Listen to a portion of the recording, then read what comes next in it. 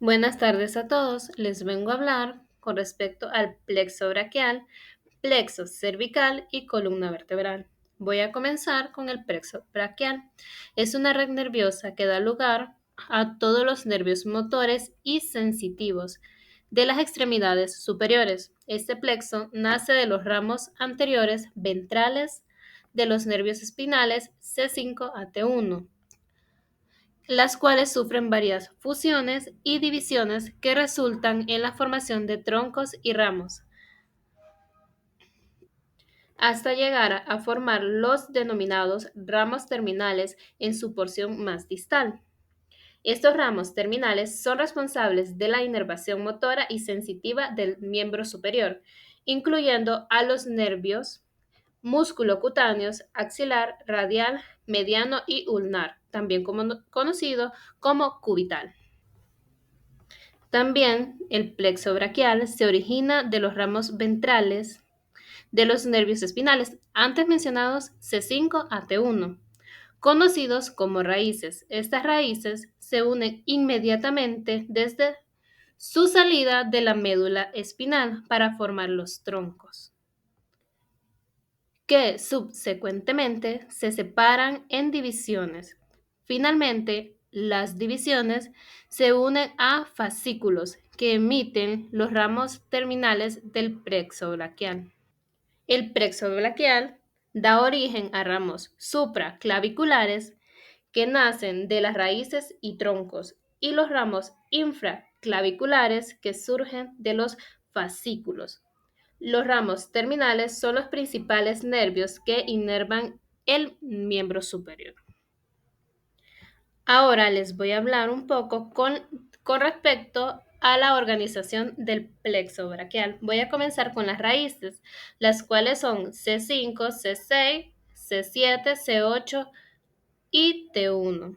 Luego con las divisiones, cada tronco se divide en anterior y posterior. Ahora con respecto a los troncos. Este se divide en tres, el superior de C5 a C6, el mediano solamente con el C7 y el inferior con el C8 y T1. Ahora con los fascículos, que también se dividen en tres, el lateral, que son las fibras de C5 a C7, el posterior, las fibras de C5 a T1 y el medial, fibras de C8 a T1. Ahora les voy a hablar de los nervios terminales. El nervio músculo cutáneo inerva músculos del brazo anterior, también llamado bíceps. El nervio axilar controla el deltoide y el redondo menor. El nervio mediano inerva músculos del antebrazo y la mano. El nervio radial responsable de la extensión del brazo, antebrazo y muñeca, y el nervio cubital controla músculos de la mano y parte del antebrazo. Ahora les voy a hablar con respecto a las lesiones más comunes del plexo braquial. Las lesiones pueden ser parciales o totales, dependiendo de las raíces afectadas, como es la parálisis de Duchenne, afecta el C5 y C6, causando debilidad en el hombro y brazo. También está la parálisis de Klumpke, que esta afecta el C8 y T1, comprometiendo la función de la mano. También está la comprensión del plexo braquial. Puede ocurrir por traumatismo o enfermedades como el síndrome del desfiladero torácico. También se puede decir que el tratamiento puede ser conservador o requerir cirugía dependiendo de la gravedad y del tipo de la lesión. Y en muchos casos, la rehabilitación juega un papel clave para mejorar la función del brazo afectado. Ahora les voy a hablar con respecto al plexo cervical.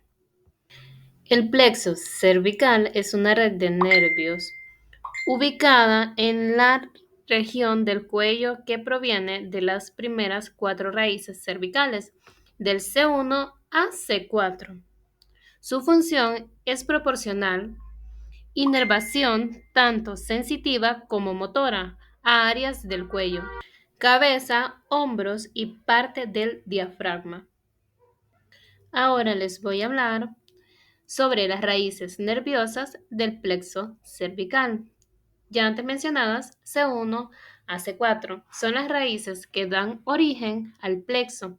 A través de ellas se transmiten las señales nerviosas desde la médula espinal hacia la zona correspondiente.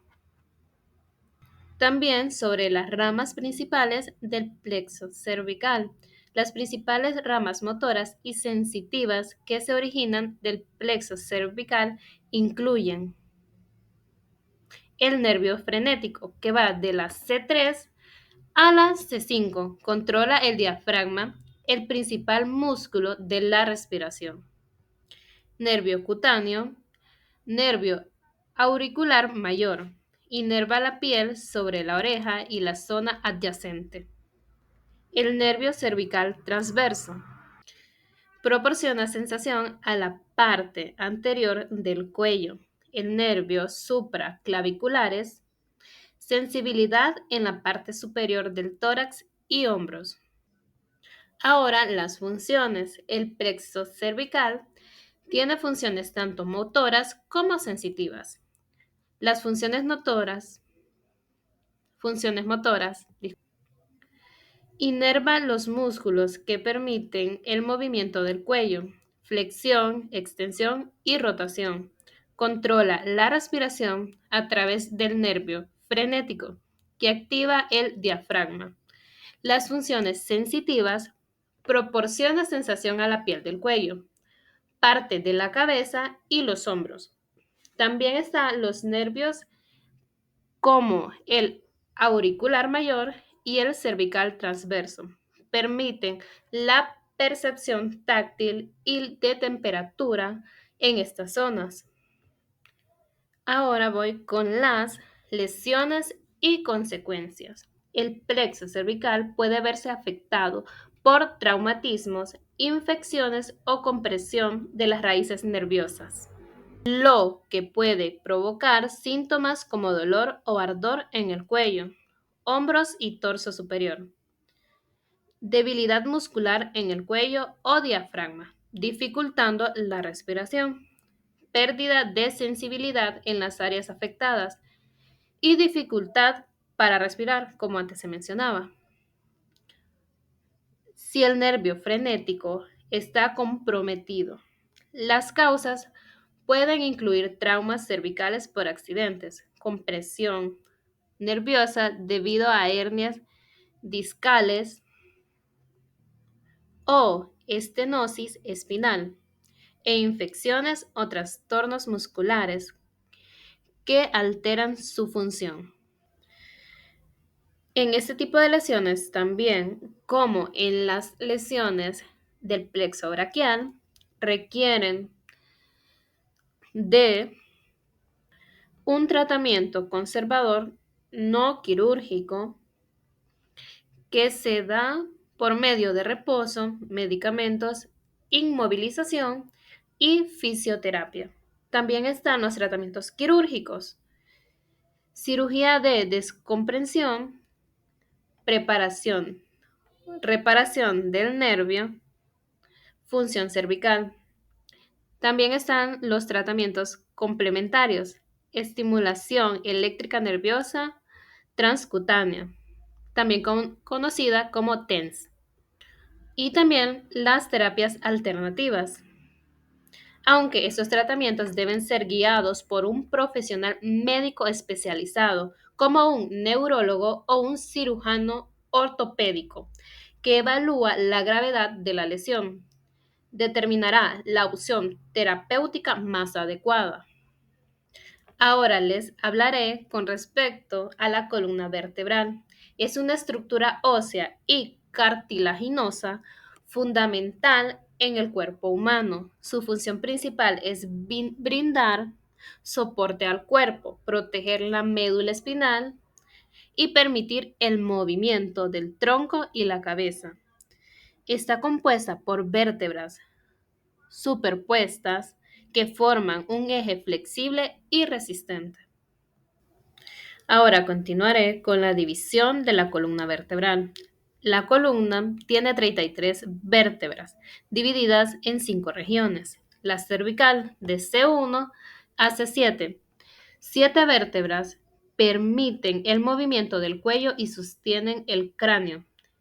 Destacan el atlas C1 y el axis C2, que facilitan los movimientos de la cabeza. También está la torácica del T1 a T12. 12 vértebras se articulan con las costillas y limitan la movilidad para proteger los órganos internos. También está la lumbar L1 a L5. 5 vértebras es la parte más robusta, soporta el peso corporal y permite la flexión y extensión del tronco. Ahora con las sacras de S1 a S5. 5 vértebras fusionadas forman el sacro, conectándose con la pelvis y brindando estabilidad estructural. Y la última, la coxígea. El CO1 a CO4, de 3 a 5 vértebras fusionadas, forman el coxis, un vestigio de la cola en mamíferos. A continuación les hablaré sobre la estructura y funciones de la columna vertebral. Cada vértebra comparte características básicas, como el cuerpo vertebral soporta el peso, arco vertebral protege la médula espinal, el agujero vertebral pasó de la médula espinal. También está la apófisis espinosa y transversa, punto de unión muscular. Y por último, el disco intervertebrales. Absorben impactos y permiten la movilidad. La columna vertebral tiene curvaturas fisiológicas que mejoran la distribución del peso, como la lordosis cervical y lumbar, convexa hacia adelante, cifosis torácica y sacra cóncavas hacia adelante. Sus funciones principales son, como antes se menciona, es el soporte estructural y distribución del peso. También la protección de la médula espinal, la movilidad en diversas direcciones y la amortiguación de impactos mediante los discos intervertebrales. Ahora, con respecto a las patologías comunes, las más principales son las siguientes: la hernia de disco, compresión nerviosa por salida del núcleo del disco. También está la escoliosis, es una desviación lateral anormal. Esta se puede observar en la imagen que está al lado izquierdo, que es que la columna tiene una forma de S o C, no está completamente derecha.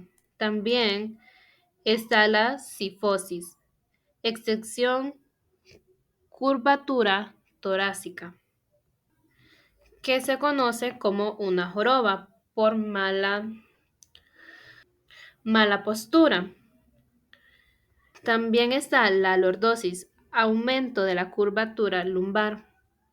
Y esta se reconoce porque en la parte antes de los glúteos se notan mucho más, porque ahí exactamente arriba de los glúteos está la curvatura y que es demasiado visible. También por una mala postura o tiene otro tipo de razón. También se da por la debilidad muscular, obesidad, o enfermedades o trastornos óseos, anomalías congénitas, condiciones neuromusculares o embarazos. Algunas de las antes mencionadas se pueden representar con la cifosis, aunque esa mayormente se da por la mala postura. También se da la estenosis espinal, es un estrechamiento del canal vertebral. Esto se da por degeneración relacionada con la edad, envejecimiento y además articulaciones facetarias. También se da por una hernia de disco, espondilolistesis, también por malformaciones congénitas, lesiones o traumatismos. También por enfermedades inflamatorias, tumores, ligamentos engrosados, entre otros. Y lo mejor que se puede hacer en estos casos es el diagnóstico y tratamiento adecuado que debe ser guiado por profesionales de la salud, como un neurólogo, ortopedista o un neurocirujano. Con respecto a estos temas que se les ha mencionado, hay que tener mucho cuidado, precauciones y no tomarlos a la ligera.